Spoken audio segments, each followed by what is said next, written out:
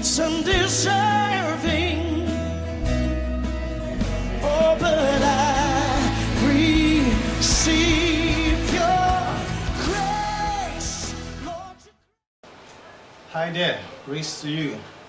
Welcome to another special edition of Readings of Grace, where all we do here is to unveil to you the beauty of life in Jesus.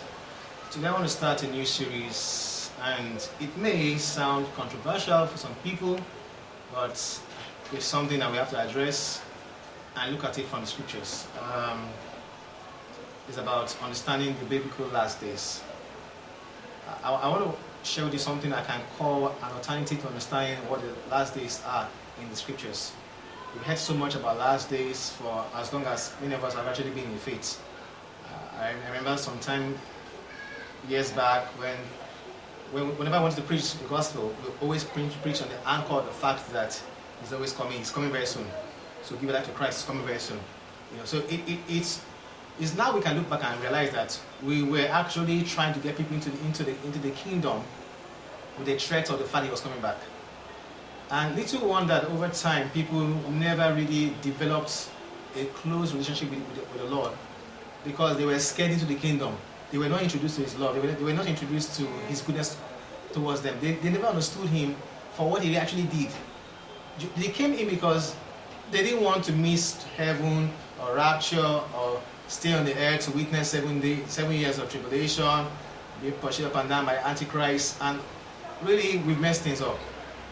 We made predictions about the end, world coming to an end, over and over and over. I also have in my library here over 400 failed prophecies about Jesus coming back. And it got to a point I had to ask myself a question: could we really be missing the whole idea about the last days? Now I want to show you somewhere in the book of Hebrews. Hebrews 9 from verse 24, talking about Jesus, and the book of Hebrews talks about him being superior to the old covenant, his sacrifice being superior to the covenants, the offering of bulls and goats. And Hebrews 9:24 tells us, "For Christ is not entered into the holy places made with hands, which are the figures of the true, but into heaven itself, now to appear in the presence of God for us. Not yet that he should suffer himself often, but as the high priest entered into the holy place every year with the blood of others. For then must he also have often or suffered since the foundation of the world. But now, once in the end of the world, has he appeared to put away sin by the sacrifice of himself." He appeared at the end of the world to put away sin by the sacrifice of himself. So the question is, when did Christ appear to put away sin by sacrifice? The Bible says here that he came at the end of the world. Now, I want to show you how the Amplified puts it. It says in that same verse 26, alright, and there it says, "For then would he often have to have suffered over and over again, comparing himself to the old covenant sacrifice since the foundation of the world.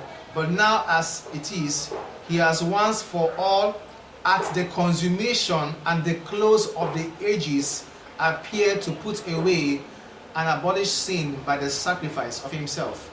So Jesus appeared at the close of an age, which the King James says at the end of the world.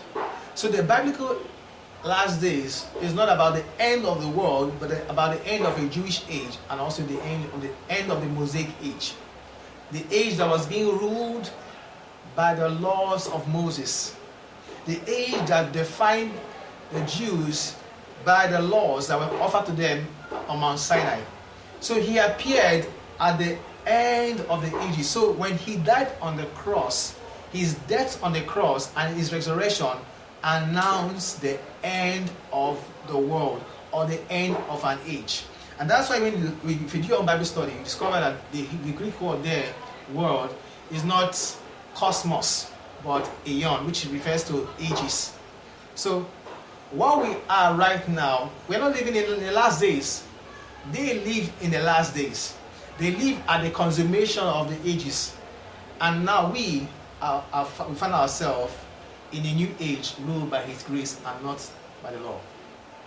I trust you've been blessed by today's sermon. Praise to you.